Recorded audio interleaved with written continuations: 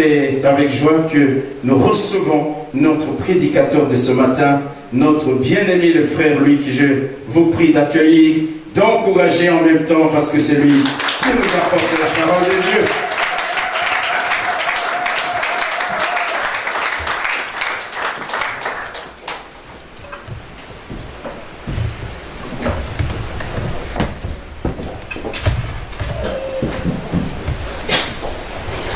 Alléluia. Amen. Amen. Amen. Voilà, merci, soyez bénis.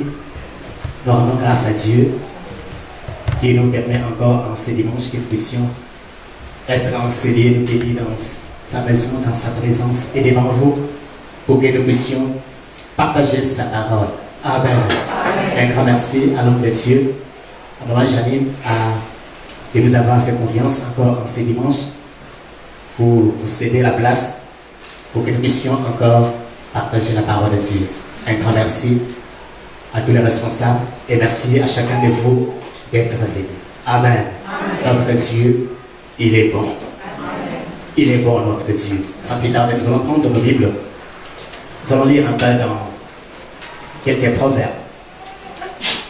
Nous allons prendre le livre des proverbes. Proverbes au chapitre 17. Le livre des Proverbes dans l'Ancien Testament, au chapitre 17, verset 22.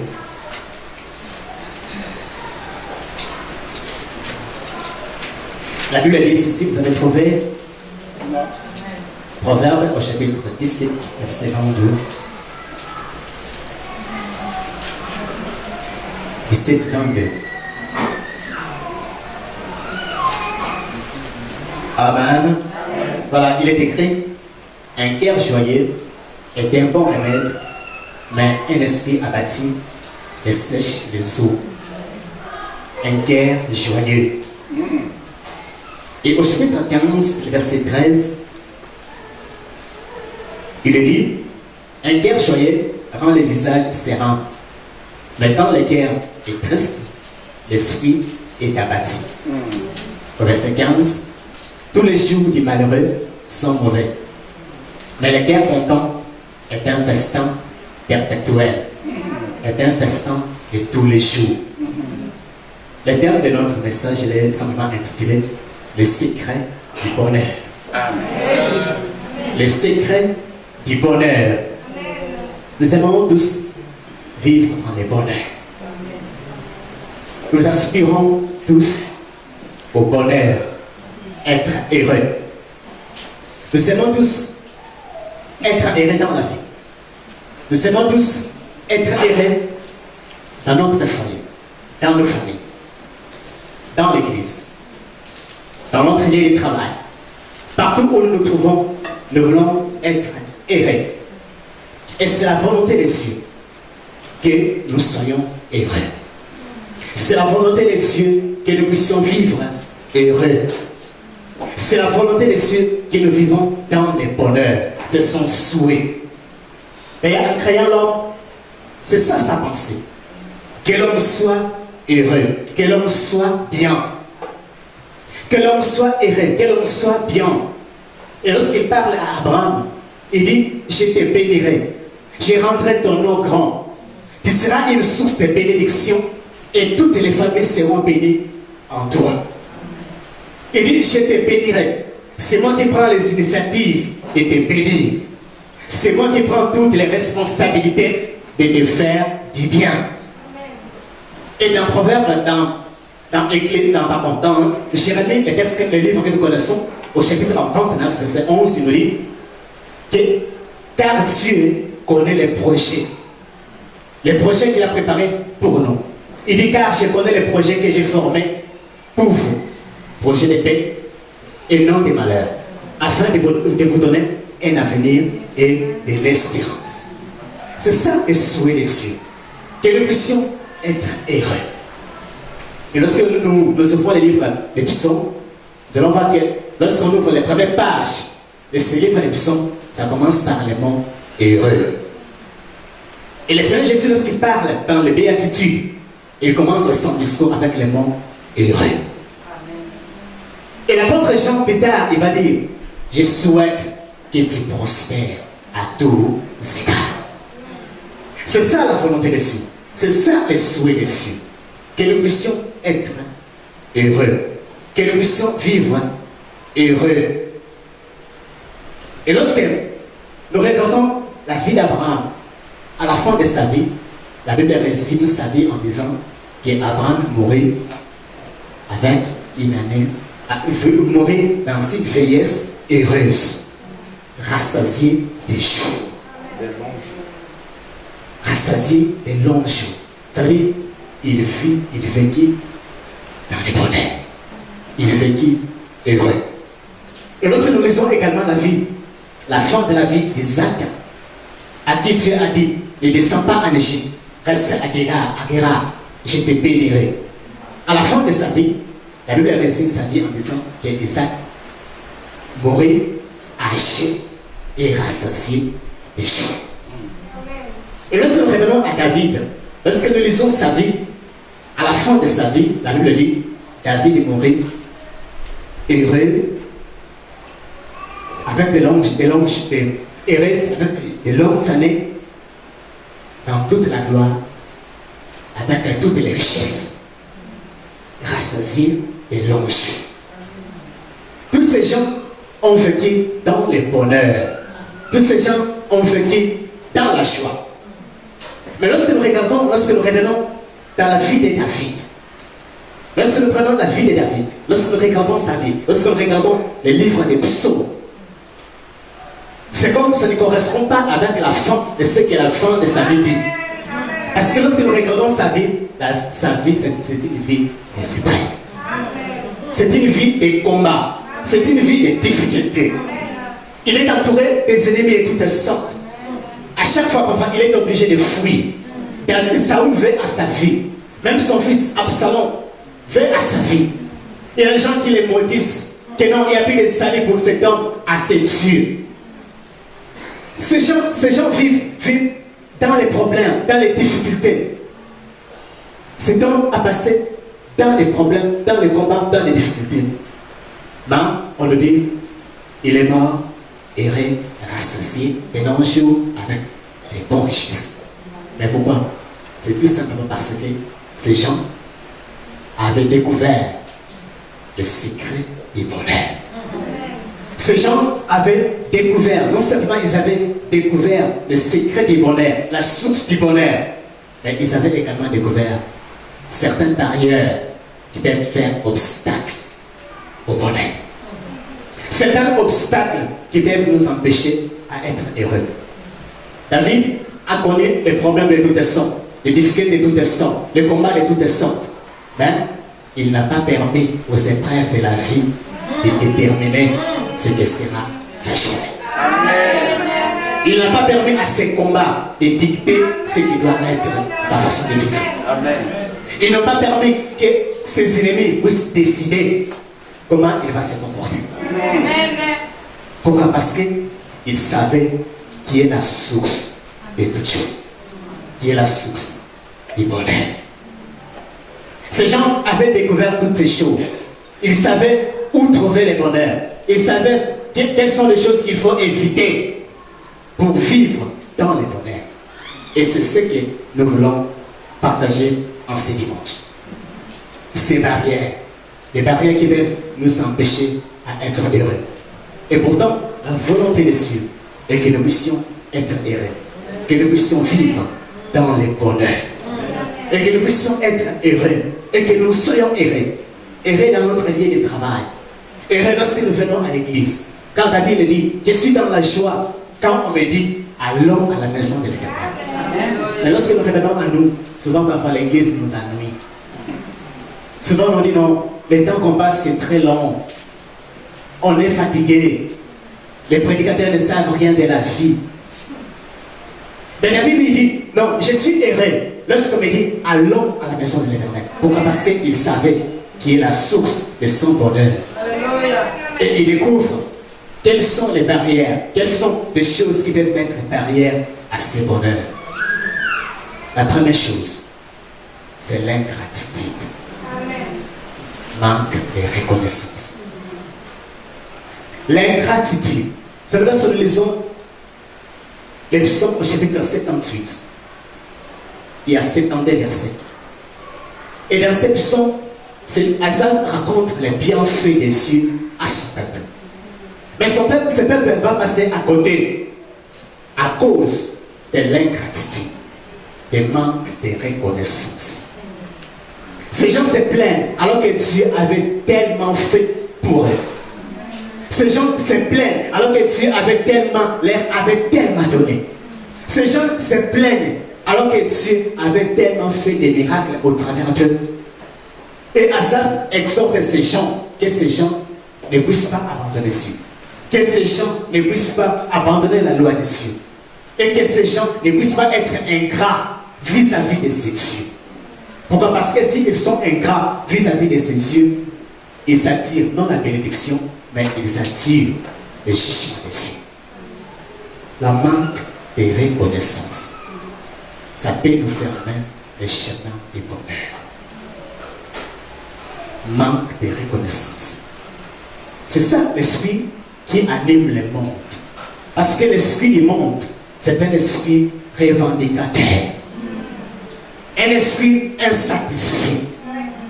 Un esprit toujours veut plus. Un esprit qui ne voit pas ce qu'il a. Un esprit voit toujours ce que l'autre a, mais ne voit jamais ce que lui possède. Tandis que l'esprit de Dieu, l'esprit de la maturité, l'esprit chrétien, c'est un esprit de contentement. Je suis tellement satisfait. Je suis tellement béni. Je suis tellement émerveillé de ce que Dieu fait. Dieu fait tellement de grandes choses dans ma vie. Dieu fait tellement de miracles dans ma vie. Dieu fait tellement beaucoup de choses dans ma vie. Et c'est ces choses que nous devons regarder si nous voulons vivre le bonheur. Être content. Non, je suis en bonne santé. J'ai la vie. Je respire. Et je vais me lever pour louer ce Dieu. Pour célébrer ce Dieu. À cause de ça. Je suis reconnaissant à ce Dieu par rapport à ce qu'il me donne. Je suis reconnaissant à ce Dieu pour les pays dans lesquels nous vivons. Je suis reconnaissant à Dieu pour l'église. Je suis reconnaissant à Dieu pour la femme qu'il m'a donnée. Je suis reconnaissant à Dieu pour les enfants qu'il m'a donnés. Je suis reconnaissant à Dieu pour le travail que j'ai. Je suis reconnaissant à Dieu pour les postes que j'occupe. Je suis reconnaissant à Dieu. Mais l'esprit du monde, c'est un esprit revendicateur. Que non, il me manque toujours quelque chose. Il y a quelque chose que je n'ai pas. Or, la parole nous appelle à être reconnaissant à ce Dieu. À être reconnaissant avec ce que nous avons. Avec ce que tu as. Dieu nous appelle à être reconnaissant. Et il nous appelle à briser ce cycle d'ingratitude dans nos vies. De ne pas voir ce que Dieu fait. De fermer les yeux pour ma vie, de voir dans ma vie, dans ma propre vie, dans ma propre famille. Fermer les yeux, de ne pas voir ce que Dieu fait. Et pourtant, Dieu fait des grandes choses. Et pourtant, Dieu nous donne des grandes choses. Lorsque nous regardons dans les informations, nous allons voir que dans plusieurs parties du monde, il y a des tremblements de terre. Il y a des gens qui n'ont plus de famille. Il y a des gens qui n'ont plus des enfants. Il y a des gens qui n'ont plus de parents. Est-ce que nous avons plus de droits qu'eux? Nous méritons mieux qu'eux? Est-ce que nous sommes plus agréables à Dieu qu'eux? Est-ce que nous avons plus de droits à Dieu que non? Nous avons plus de droits, c'est pour ça que nous vivons. Mais c'est tout simplement la grâce de Dieu. Que si nous sommes là, s'il n'y a pas un tremblement de terre ici, c'est simplement la grâce de Dieu. C'est cette grâce qui nous fait vivre. C'est cette grâce qui nous permet que nous puissions être là, en ces jours. Il y a des jeunes gens, il y a des jeunes filles Lorsque nous regardons dans plusieurs pays du monde, à 12 ans, 13 ans, 14 ans, ils sont des enfants, ils sont devenus des mamans. Pas parce qu'ils avaient voulu, mais parce qu'il y avait des gens méchants. Des hommes méchants qui les ont violés et qui sont devenus des mamans, des mamans. Est-ce que vous êtes mieux que eux? Vous avez plus de droits que ces gens? Mais si nous vivons, c'est par la grâce de Dieu. Et toutes ces choses, parfois, nous ne les voyons pas. Nous ne voyons pas que c'est Dieu qui les fait. Nous ne voyons pas que c'est Dieu qui nous accorde cette grâce. Et nous devons nous lever pour dire à ce Dieu, merci. Et nous devons nous lever pour dire à ce Dieu, non, je suis béni. Parce que pendant ce temps que nous lisons après les cultes dans quel restaurant allons-nous déjeuner, allons-nous dîner, alors qu'il y a des gens dans le reste du monde se posent la question, est-ce que nous allons manger aujourd'hui? Mais nous avons tout. Nous n'avons même pas de temps pour prier pour nous donner donne-moi à manger. Parce qu'il y en a déjà. Alors c'est à cela que Dieu nous appelle, à être reconnaissant. À être reconnaissant. À lui dire merci. Non, je suis émerveillé de ce que tu fais. Tu es bon. Tu es merveilleux. Tu fais tellement de prodiges. Tu fais tellement de grandes choses. Et je suis émerveillé par ce que tu fais. Et je te loue et je te rends grâce. Je suis béni. Beaucoup de gens ne voient pas ce qu'ils possèdent. Ils ne voient pas les enfants qu'ils ont. Ils ne voient pas les petits enfants qu'ils ont. Mais ils veulent toujours réclamer plus. Ils veulent toujours non. Je n'ai pas assez. Je suis insatisfait. Ça, c'est l'esprit du monde. L'esprit de jugement. L'esprit qui dénote ingratitude. Non. Incrédulité. L'esprit qui dit non. Pourquoi seulement c'est les autres? Pourquoi seulement c'est eux? Pourquoi pas nous? Pourquoi on a choisi l'autre? Pourquoi pas moi? Non. Regarde la vie. Regarde les gens peut-être avec lesquels vous avez grandi. Regarde peut-être lorsque peut-être tu pars dans un pays étranger, lorsque tu pars peut-être en Afrique. Regarde un peu les gens avec qui tu avais grandi. Dis-toi, est-ce que je suis meilleur que ces gens? Lorsque vous partez parfois il y a des gens qui meurent. Pourquoi? Parce qu'ils n'ont pas l'argent pour aller se faire soigner. Et lorsqu'on amène ces personnes à l'hôpital, tu n'as pas l'argent, on te laisse là mourir. Même si le docteur est un prédicateur, on te laisse mourir. Pourquoi? Parce que tu n'as pas l'argent. Mais nous n'avons pas ces problèmes. Même pour ça, nous disons non, nous ne sommes pas bien. Nous ne sommes pas bien. Non, Dieu nous donne tellement au-delà. Si nous nous asseyons voir tous ces bienfaits, c'est pourquoi il dit non, compte les bienfaits des cieux. La Bible dit non, on a béni l'Éternel et n'oublie aucun de ses bienfaits. Il n'oublie aucun de ses bienfaits. C'est lui qui pardonne tes péchés. C'est lui qui te fait rajeunir. C'est lui qui te fait vivre. C'est lui, c'est Dieu. Et cet après-midi, nous pouvons briser ce cycle d'ingratitude. Ce cycle qui nous pousse toujours à voir ce que l'autre possède, à ne pas voir à nous-mêmes ce que nous avons. Que non, j'ai mieux que l'autre. Que non, je suis tellement béni. Dieu m'a tellement béni. Et je suis reconnaissant envers ce Dieu. Et je suis tellement béni.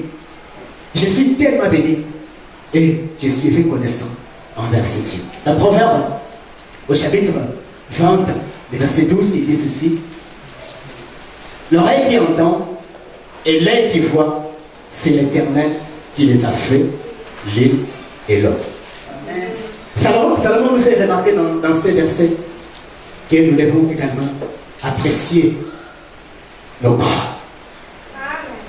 Parce qu'il y a des gens qui ont le corps en défaillance. Il y a des gens qui se disent, vous savez, Dieu nous a tout donné. Parce que avec notre cerveau, il n'y a aucun ordinateur au monde qui peut se comparer avec notre cerveau. Il n'y a aucun ordinateur au monde. Et toutes ces choses, c'est Dieu qui nous les a données. Et il dit, l'oreille qui entend et l'œil qui voit, c'est Dieu qui les a donnés. C'est un don de Dieu. Nous devons apprécier nos corps. Que non, je suis belle, je suis beau. Et c'est ce que David dit. Que non, je te loue et c'est que je suis une créature si merveilleuse. Et plus tard, la Synamite rassemble les jeunes filles, les jeunes hommes autour d'elle. Elle dit, je suis noire. Je suis noire. Pourquoi? Parce qu'il y a des gens, lorsqu'on dit tu es noir, ils se fâchent. Mais si tu es noir, tu es noir? Est-ce que c'est toi qui as voulu être noir? Non, mais c'est Dieu. Et c'est Dieu, Dieu t'a voulu comme ça. Et tu n'as pas de complexe avec les autres. Il dit, je suis noir, mais je suis belle. Je suis noir, mais je suis charmant, charmante. Je suis noir, mais je suis joyeux. Il dit, je suis noir, il n'y a pas de complexe. Je suis noir, mais je suis belle. Il s'apprécie par rapport au don de ce que Dieu lui a donné. Et il rend grâce à Dieu. Nous devons voir ce que Dieu nous a donné. Le corps. Nous pouvons parler. Nous pouvons réfléchir. Nous pouvons faire beaucoup de choses. Et cet après-midi, comme je l'ai dit, l'un des secrets du bonheur, c'est de cultiver ces cœurs reconnaissants. Ces cœurs qui savent dire merci. Merci. Merci pour la santé. Merci pour ce pays. Je ne suis pas meilleur que ceux qui sont morts en grâce. Je ne suis pas meilleur que ceux qui ont perdu leur famille. Je suis tellement béni et je suis dans la joie et je loue ces dieux et j'exalte ces dieux et je proclame ces dieux et je proclame ces hauts faits. Que ce Dieu est grand.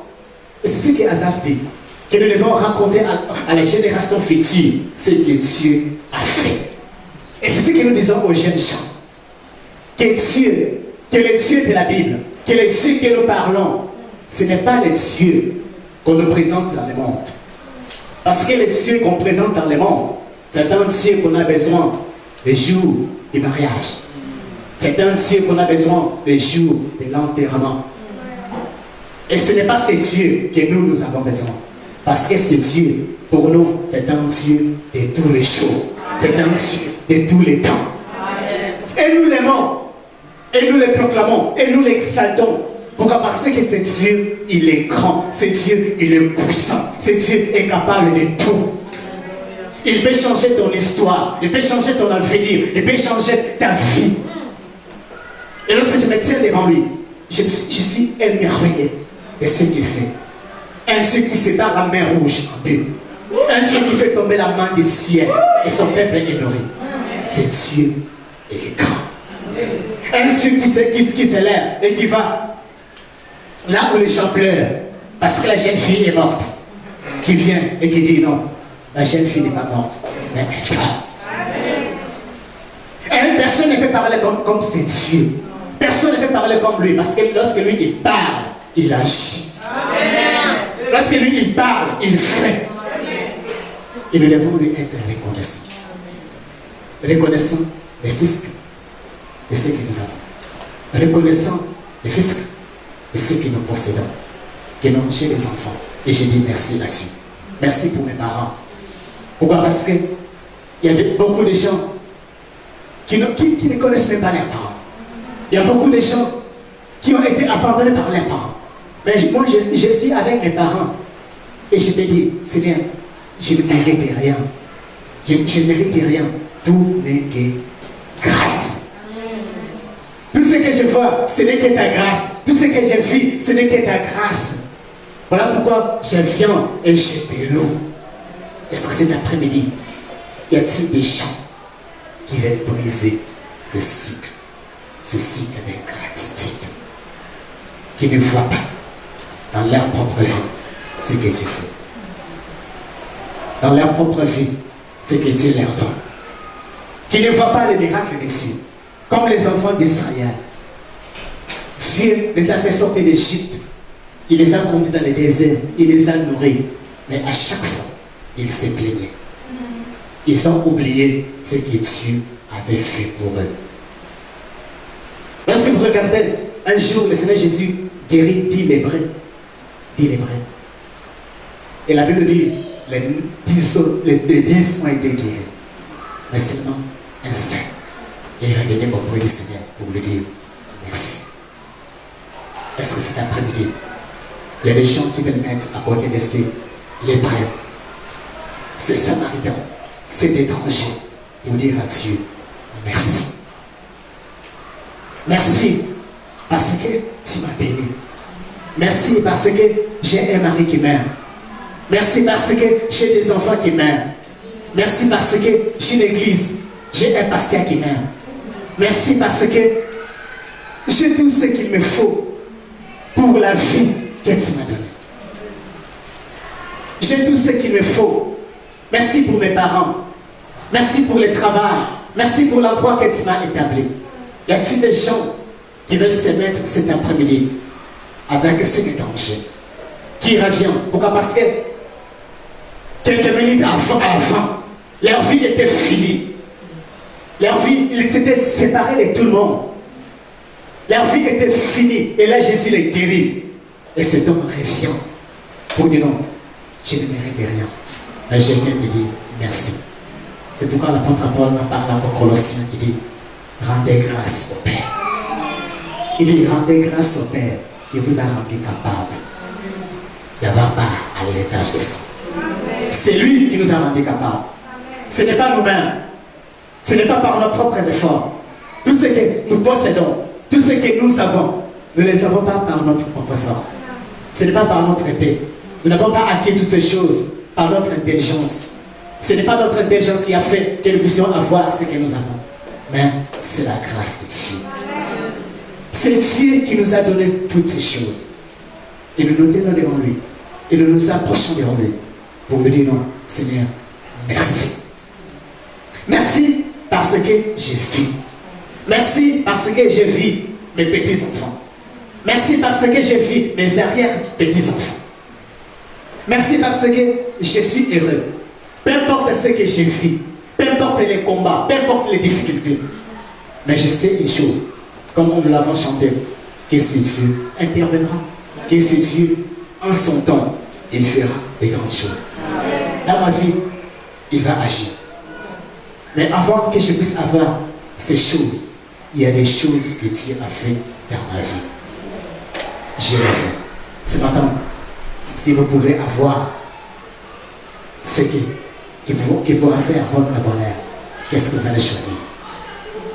Si ce matin, si vous posez la question, que veut-il que je te donne? Pourquoi? Parce que cette question a été posée à Salomon. Il dit, demande-moi tout ce que tu fais que je te donne.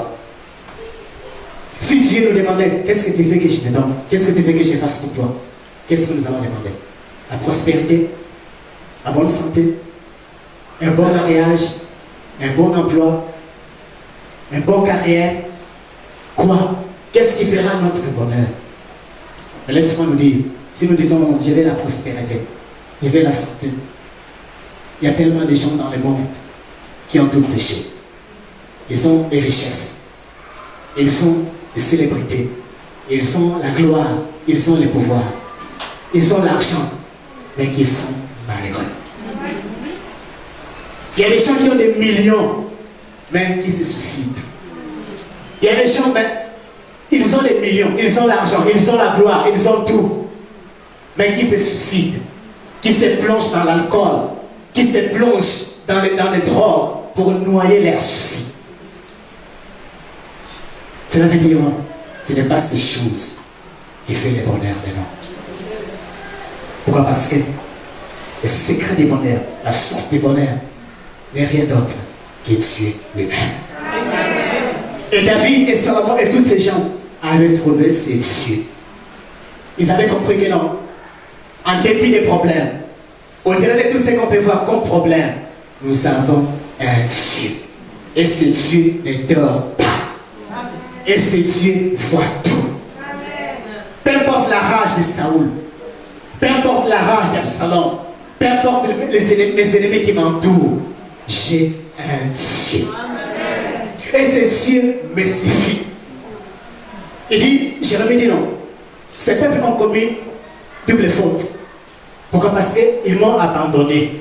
Moi qui est la source intarissable pour se creuser des sources qui ne retiennent pas d'eau. Et Dieu est la source de toutes choses.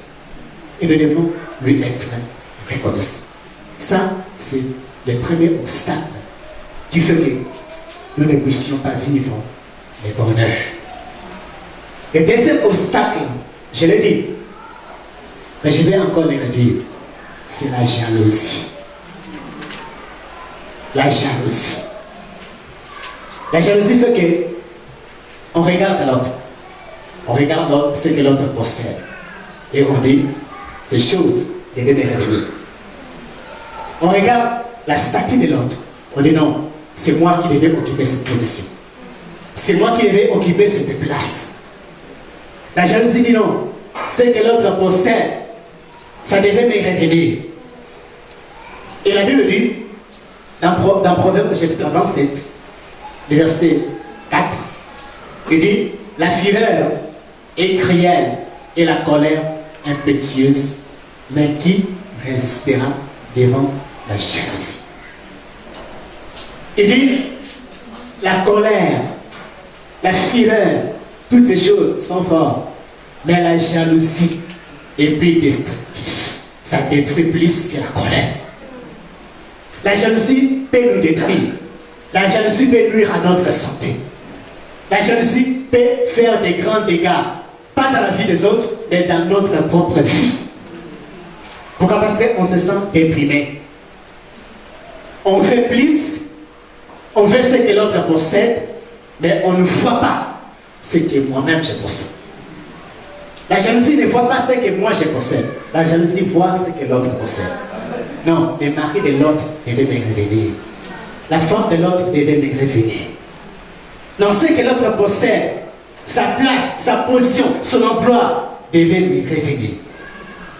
Et cet après-midi, Dieu nous appelle également à déraciner ce cycle de la jalousie. Amen. De la jalousie qui nous pousse à ne pas voir ce que Dieu fait dans notre propre vie. À ne pas voir ce que nous-mêmes nous possédons. À ne pas voir les grâces, les miracles, les merveilles de Dieu dans notre propre vie. Mais à voir simplement ce que les autres possèdent. Vous savez, lorsque vous regardez ce que les autres possèdent, l'antidote de la jalousie, c'est simplement ce que nous avons dit, la reconnaissance à Dieu. Pourquoi? Parce que lorsque vous enviez chez l'autre, c'est comme un jour quelqu'un disait, lorsque j'habitais dans un appartement, j'enviais ceux qui avaient des maisons. Et lorsque j'ai acheté une maison, j'enviais ceux qui avaient plus grande que moi. Et lorsque je conduisais une ancienne voiture, j'enviais ceux qui avaient des belles voitures. Et lorsque je gagnais moins d'argent, j'enviais ceux qui avaient plus. Et lorsque je gagnais plus, j'enviais ceux qui gagnaient encore plus. Ça veut dire, peu importe ce que nous avons, mais nous allons toujours envier ceux qui possèdent plus. Nous voyons toujours ce que l'autre possède. Pourquoi? Parce que nous ne regardons pas en nous-mêmes ce que nous avons. Amen.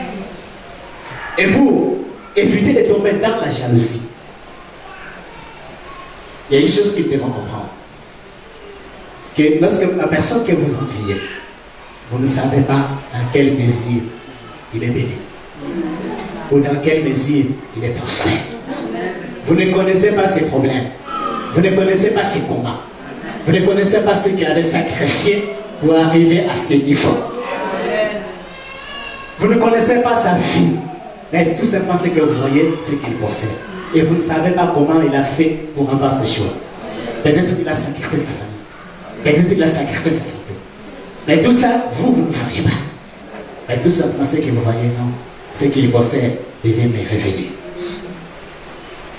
La deuxième chose que nous devons remarquer, nous devons voir qu'à sa mort, tout va rester. Que personne ne va emporter avec lui tous les bagages qu'il a aujourd'hui.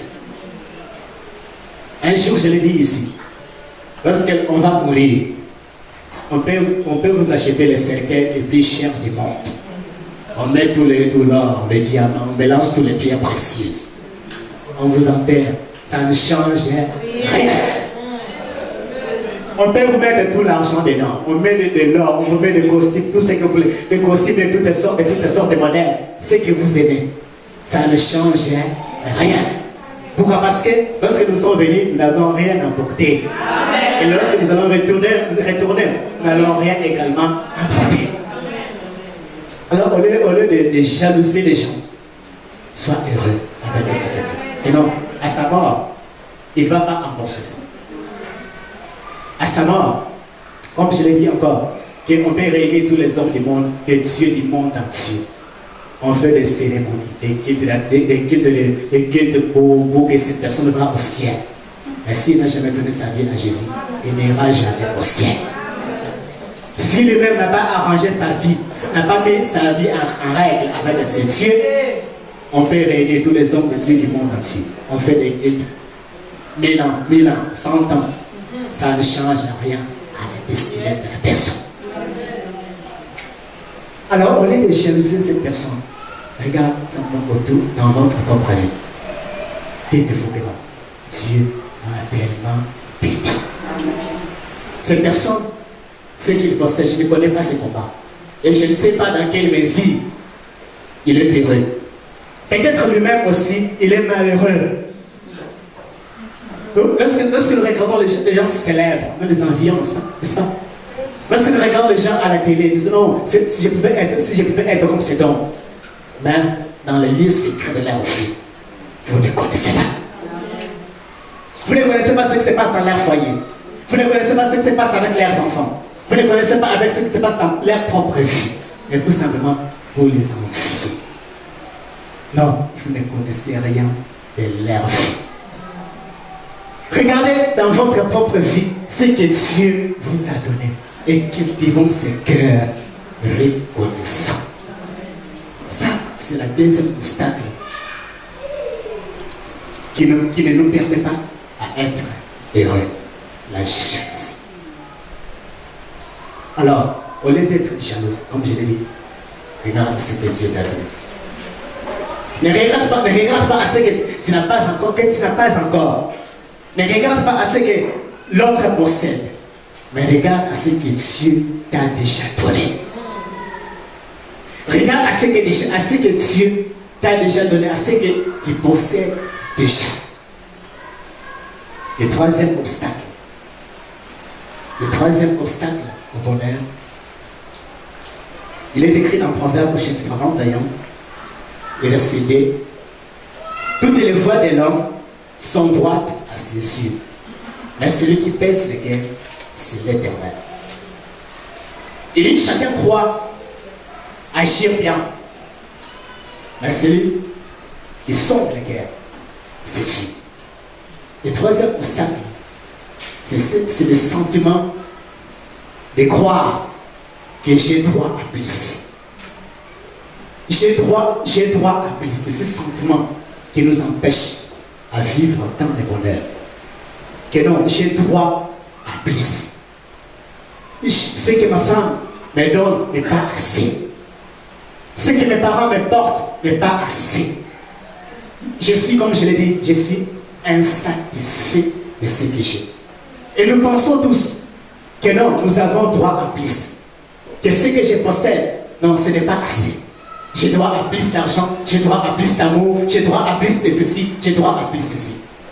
Et tant que vous allez cultiver ce sentiment et croire que vous avez droit à plus, que votre femme va vous donner plus que ce qu'il vous donne, que votre mari va vous donner plus que ce qu'il vous donne, vous ne serez jamais satisfait et vous ne serez jamais dans le joie. Vous allez toujours vivre insatisfait. Vous allez toujours vivre dans l'ingratitude. Parce que vous voulez plus, mais on vous donne moins. Vous voulez que votre employé vous donne plus. Que non, le salaire qu'il me donne, ce n'est pas assez. Vous voulez que votre employé vous donne plus. Vous ne serez jamais satisfait. La Bible dit, si nous avons à manger, nous avons le nourriture, alors contentons-nous de ce que nous avons. Et simplement non. Avec ce que j'ai, il y a beaucoup qui en manque. Que non, je suis béni. Et lorsqu'on cultive ce sentiment, que non, j'ai droit à plus. Que non, mes parents ne m'aiment pas plus. Ils devaient m'aimer plus. Ils devaient me donner plus. Et tant qu'on a ce sentiment, on cultive ce sentiment, on ne sera jamais heureux dans la vie. On ne sera jamais dans la vie. Comme je l'ai dit, le secret du bonheur, c'est d'être content, d'être satisfait avec ce que vous avez déjà. Et ce cycle, cet après-midi, nous pouvons les briser. Ce cycle, nous pouvons dire non, je ne veux pas ce cycle dans ma vie. Je ne veux pas ce cycle de jalousie. Je ne veux pas ce cycle d'ingratitude. Je ne veux pas ce cycle qui croit que non, j'ai droit à plus. Que ce qu'on m'apporte, ce n'est pas suffisant. Et tant que vous allez regarder à ce que l'autre va vous apporter, vous ne serez jamais satisfait. Que non, je veux que le gouvernement, si je vis comme ça, c'est le gouvernement qui est mauvais. C'est le pays qui est mauvais. Et si vous attendez toujours à ce qu'on va vous apporter, vous ne serez jamais satisfait dans la vie et vous ne serez jamais heureux. Oui, Dieu peut nous donner au-delà de ce que nous pouvons penser. Dieu peut nous donner au-delà de ce que nous pouvons imaginer. Mais Dieu n'est pas obligé de nous donner au-delà. Il dit, Dieu peut nous donner. Ça ne veut pas dire que Dieu doit nous donner. Parce que Dieu nous donne selon sa volonté. Dieu nous donne selon son bon vouloir. Et lorsque nous désirons plus, nous croyons que non, nous avons droit à plus. Que non, mon mari doit me donner plus. Ma femme va me donner plus. Nous ne serons jamais satisfaits et nous aurons toujours des problèmes dans nos foyers. Et nous aurons toujours des problèmes dans nos vies. Pourquoi? Parce que nous désirons plus et nous restons insatisfaits. Et ce cycle, nous pouvons les briser. Nous pouvons les refuser. Que non, je ne suis pas satisfait parce qu'on ne me donne pas plus. Je ne suis pas satisfait parce que le pasteur ne me parle pas plus. Le pasteur a beaucoup de gens avec qui il va parler. Alors si vous vous attendez toujours que chaque jour le pasteur parle, vous allez toujours sortir de ces liens tristes. Pourquoi? Parce que vous attendez qu'il vous donne plus de temps. Qu'il vous donne plus de temps. Mais lui aussi, il a le temps qu'il a pour lui pour se reposer. Et souvent, on lui laisse passer le temps. Parce que nous voulons plus. Que non, c'est moi qui dois d'abord être satisfait. Que non, c'est mon besoin d'abord. C'est mon besoin d'abord. C'est ma santé d'abord. C'est mon problème d'abord. Mais jamais on regarde le problème de l'autre. Jamais on regarde non, que l'autre aussi a des problèmes. Que l'autre et le passé aussi peut avoir des problèmes. Que non, c'est moi d'abord. Et lorsqu'on ne nous a pas donné ce temps qu'on voulait avoir, on sort déprimé, triste. Parce qu'on se dit non, je ne suis pas satisfait. Parce que j'avais beaucoup de choses à dire. Mais le passé m'a donné que moins de temps. Bien aimé, pendant ces moins de temps, vous pouvez être satisfait. Sois content de ce que tu as. Ça, c'est le troisième obstacle au bonheur. Le sentiment d'avoir, de croire que non, j'ai droit à plus. Le quatrième obstacle au bonheur, au chapitre 28, verset 26, il est dit: celui qui a confiance dans son propre cœur est un insensé, mais celui qui marche dans la sagesse sera sauvé.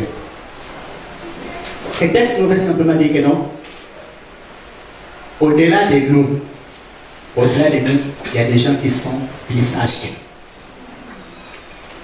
En dehors de nous, il y a des gens qui sont mieux qualifiés que nous. C'est-à-dire le quatrième obstacle, c'est le refus de regarder en dehors de nous. Lorsque nous pensons que non, ce que moi je pense, c'est ce qui est vrai, nous ne serons jamais heureux. Que non, ce que je crois, c'est ce qui est bon. Ce que je pense, c'est ce qui est bon. Nous ne serons jamais heureux.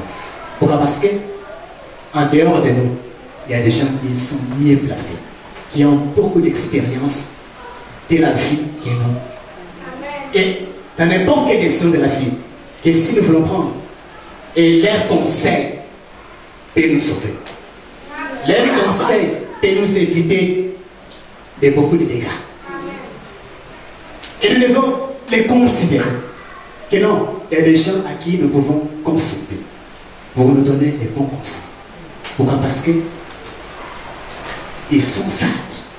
Ils sont de l'intelligence. Ils savent comment nous guider. Ils savent comment nous orienter. Ils savent ce qu'il faut pour que nous puissions être heureux. Ils savent nous donner des bons conseils pour que nous puissions être bons, être heureux dans notre couple, être heureux dans notre famille, être heureux dans notre vie de tous les jours.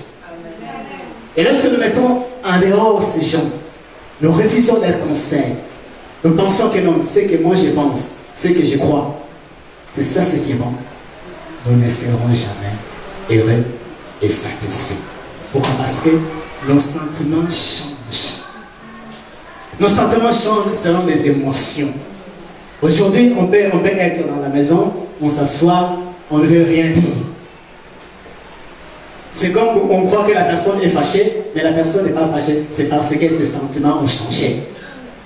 Les sentiments aujourd'hui peuvent être, non, aujourd'hui on cherche beaucoup d'amour, et puis demain, c'est la haine. Le sentiment peut être, aujourd'hui on a beaucoup de foi, on a beaucoup d'enthousiasme, et demain, c'est les inquiétudes, c'est la tristesse. C'est ça nos sentiments. Ça monte, ça descend. Et lorsque nous nous confions à nos sentiments, parce que nous croyons que ce que je pense c'est juste, ce que je crois c'est juste, nous n'allons jamais être satisfaits et nous ne serons jamais dans le joie. C'est pourquoi la parole nous exhorte que non, dans n'importe quelle décision, très important que nous allons prendre, dans quelle situation, dans n'importe quelle situation que nous devons être, il y a des gens à qui nous pouvons consulter, que nous pouvons demander conseil, que nous pouvons nous approcher d'eux pour dire non, j'ai un tel problème, j'ai une telle affaire. Toi, tu as de l'expérience, toi, tu connais mieux que moi. Est-ce que tu peux nous guider? Et lorsque nous fions à nos propres sentiments, la parole nous montre que nous ne serons jamais satisfaits parce que nos sentiments changent. Aujourd'hui, vous pouvez regarder votre femme et dire non, je t'aime, je t'aime, je t'aime. Et demain, c'est la bagarre, c'est la guerre. Pourquoi? C'est ça les sentiments, les émotions. Elles suivent nos émotions. Et ce cycle, comme je dis, tous ces cycles, cet après-midi, vous pouvez les refuser. Vous pouvez les refuser. Et le dernier obstacle, le cinquième, le dernier pour aujourd'hui, nous le trouvons dans Ecclésiaste. Ecclésiaste au chapitre 5. Le verset 9, il est décrit ceci. Celui qui aime l'argent n'est pas rassasié par l'argent. Et celui qui aime les richesses n'en profite pas. C'est encore là une vanité. Ecclésiaste 5, verset 9. Il dit, celui qui aime l'argent n'est pas rassasié par l'argent. Et celui qui aime les richesses n'en profite pas. Salomon, dans sa jeunesse, Dieu lui avait donné la sagesse. Dieu lui avait donné l'intelligence. Tout ce qu'il faut. C'est pour cela que nous voyons tout ce qu'il a écrit dans le livre des Proverbes. Les principes de la vie. Comment être heureux. Mais, plus sa sagesse grandissait, également plus son arrogance grandissait. Et vous allez voir que Salomon va mettre de côté les principes qu'il avait enseignés et il va commencer à chercher le bonheur ailleurs. Et c'est ce que nous avons intitulé chercher le bonheur au mauvais endroit. Ça, c'est le cinquième principe, cinquième obstacle. Chercher le bonheur au mauvais endroit. Salomon, lorsque nous lisons au chapitre 2, il explique ce qu'il avait fait comme expérience. Au chapitre 2 d'Ecclésiaste, il parle qu'il avait essayé tout pour chercher le bonheur. Il avait essayé les femmes, les sexes, tout ce qu'il pouvait avoir. Il a tout essayé pour avoir le bonheur. Mais à la fin, il dit, tout n'est que vanité. Parce que ce n'est pas ça le secret du bonheur. Et il termine l'Ecclésiaste en disant, voici la fin des discours. Crains Dieu, car voici, c'est ça que tout homme doit faire. Craindre Dieu. Pourquoi? Parce que c'est lui la source. C'est lui la source du bonheur. Il dit, crains Dieu. Marche à la crainte de Dieu. Parce que c'est lui la source du bonheur. C'est lui qui nous donne le bonheur. C'est lui qui nous procure le bonheur. Dieu. En dehors de Dieu, on ne peut pas vivre le bonheur. En dehors de ses promesses, on ne peut pas vivre le bonheur. En dehors de Dieu, on ne peut jamais être heureux. On peut avoir tous les biens matériels qu'on veut avoir. On peut avoir tout ce que l'on veut avoir. Mais si on n'a pas Dieu, on ne sera jamais satisfait. Et c'est ce que nous voyons dans le monde. Que les gens ont les richesses. Ils ont la gloire. Ils ont le pouvoir. Mais il leur manque une chose. Dieu. C'est pourquoi vous allez voir que quelqu'un qui a des millions, des milliards, il se suicide, il laisse tout. Pourquoi? Parce qu'il n'a pas compris que les sources du bonheur, ce n'est pas l'argent, ce n'est pas les richesses, mais c'est Dieu. C'est Dieu. Et vous avez ce Dieu. Et nous avons ce Dieu. Et ce Dieu peut vous donner au-delà. Et ce Dieu peut vous enrichir. Et ce Dieu peut vous faire du bien. Mais il nous appelle ce matin à cultiver ce cœur reconnaissant. Il nous appelle en ce jour à être un reconnaissant. Avant tout ce qu'il a fait, avant tout ce qu'il nous a donné, à lui dire, jour après jour, en sortant de ces lieux, non, je suis béni. Seigneur, je suis émerveillé par toi.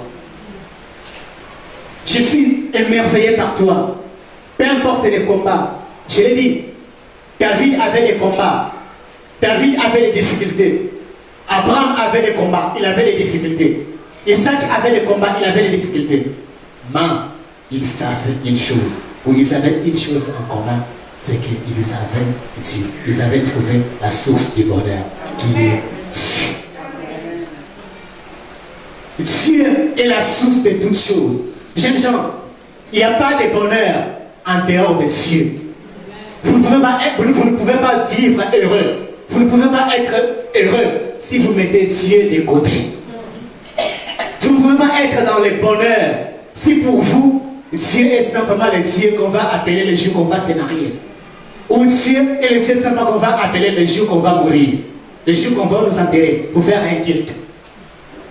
Non, c'est Dieu, c'est le Dieu qui nous appelle, que nous puissions lui mettre en première place dans notre vie. Qu'il puisse prendre la priorité, la place première de notre vie.